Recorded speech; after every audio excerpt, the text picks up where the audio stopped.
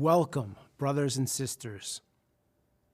Since our last report, we've had 7 more special conventions. Jehovah has truly blessed these special conventions. 2 more remain for 2024, and we look forward to 19 special conventions for the 2025 series. It seems as if beards are becoming fashionable amongst the Jehovah's Witnesses governing body. Here we have Gage Flegel sporting his beard in Governing Body Update number 6. But I digress.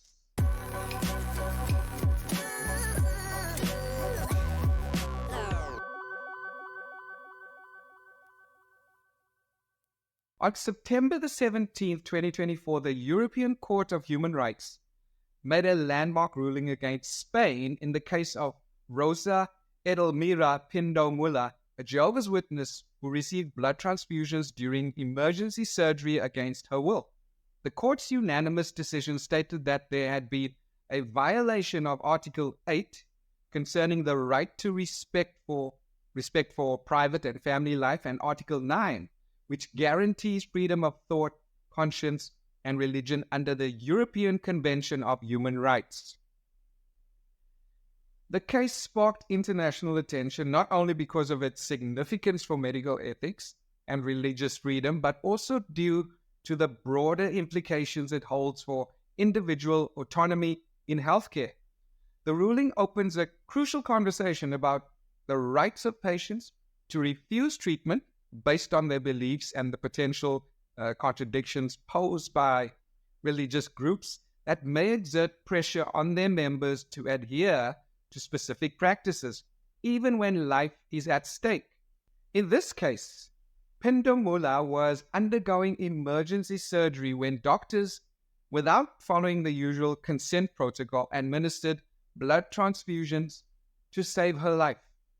The hospital argued that the situation was urgent and they had to act swiftly, prioritizing her physical survival over her expressed religious beliefs.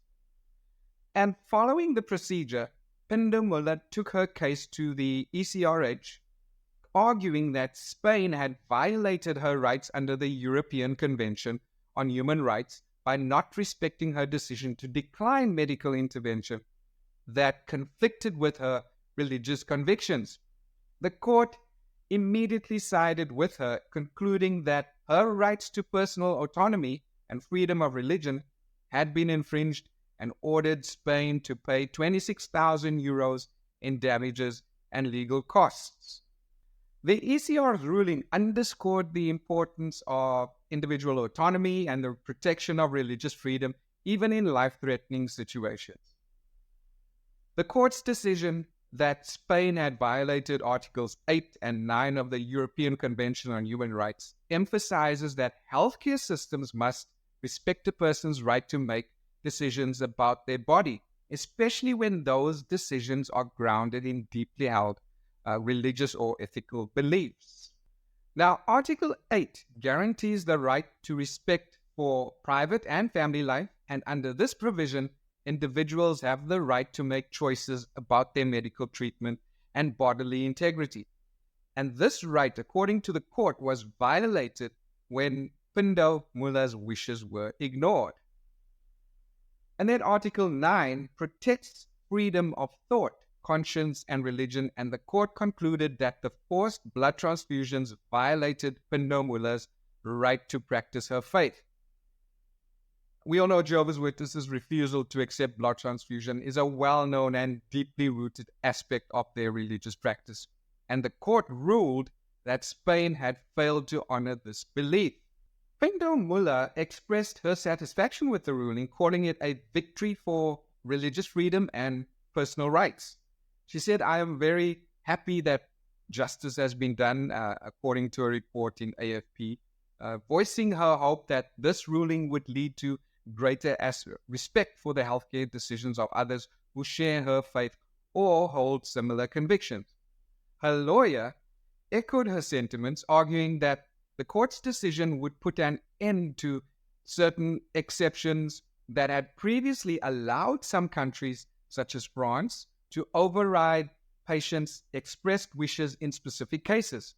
And according to her lawyer, the judgment should encourage healthcare providers to find ways to respect patients' choices, even in emergency situations. And in response to the ruling, Gage Flegel from the governing body says this. Here's a brief legal update. On September 17, 2024, the 17 judges of the Grand Chamber of the European Court of Human Rights ruled in favor of Sister Pindo Mulla, who was given blood transfusions in Spain against her wishes. Despite our sister's clear oral and written refusal, a judge in Spain allowed doctors to proceed. The Grand Chamber concluded that this violated her rights. It confirmed that patients have the fundamental right to choose their own medical care. What makes this decision especially significant is that it was issued by the Grand Chamber of the European Court of Human Rights. The Grand Chamber issues decisions only when a case is considered to be groundbreaking. Thus, this decision obligates 46 countries in Europe to respect patients' healthcare choices. We're grateful to the Grand Chamber for this decision. Above all, we thank Jehovah for this legal victory, which will benefit all of our brothers and sisters in Europe as they make informed medical decisions. This significant ruling reminds us how vital it is to discuss our personal medical choices with our doctor and to put these choices in writing, just as our faithful sister did. On the surface, this statement may seem to align with the principles of individual autonomy and religious freedom upheld by the ECHR judgment. However, this response is hypocritical given the significant pressure the organization places on its members to refuse life-saving blood transfusions. Jehovah's Witnesses are known for their strong stance against blood transfusions, and members who accept transfusions risk being ostracized or disfellowshipped by their community. And this creates a situation where individuals may not be acting entirely out of free will, but rather out of fear of social or religious repercussions. Therefore, while the organization praises the court for protecting personal choice, it simultaneously enforces a strict policy that limits the freedom of its members to choose life-saving medical treatments. Two words come to mind: undue influence. And this tension between religious freedom and organizational control raises important questions about the nature of autonomy within religious groups. While the ECHR ruling celebrates the right of individuals to make healthcare decisions based on their beliefs, it does not address the internal pressures that may prevent some individuals from making those decisions independently.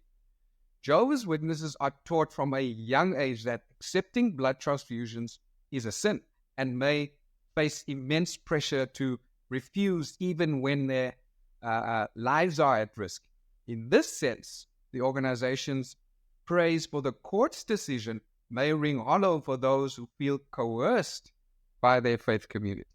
And one of the key legal and ethical issues at the heart of this case is the tension between medical paternalism and religious autonomy.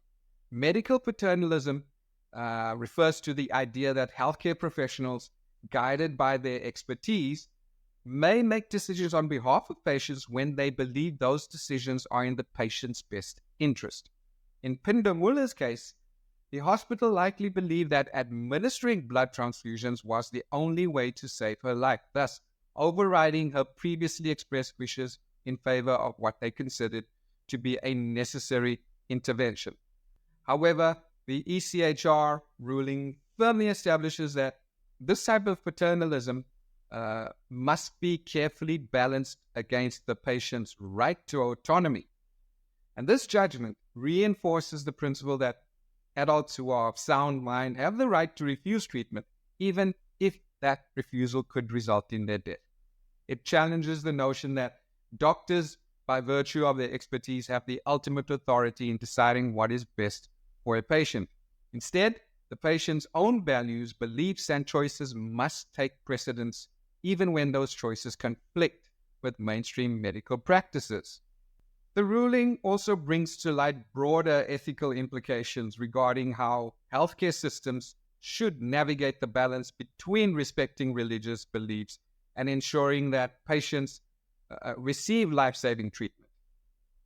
While it is essential to respect religious convictions, healthcare providers also have a duty to preserve life, which can lead to difficult decisions when those two imperatives conflict.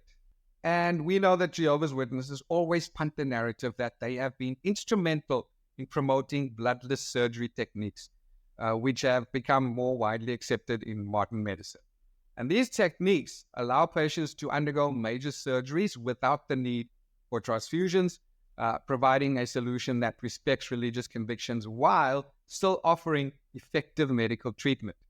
However, there will always be cases where alternatives are not available, and healthcare providers must make split-second decisions in these situations. The ECHR ruling suggests that the patient's wishes should take precedence, even if those wishes go against conventional medical wisdom. And the court's condemnation of Spain in the case of Rosa Pindo's case marks a significant moment in the ongoing dialogue between religious freedom, medical ethics, and personal autonomy. By ruling that Pindo Mulla's rights were violated when she was given blood transfusions against her will, the court reinforced the idea that individuals have the right to refuse medical treatment based on their beliefs, even in these life-threatening situations. However, the case also raises important questions about the role of religious organizations like Jehovah's Witnesses in shaping the decisions of their members.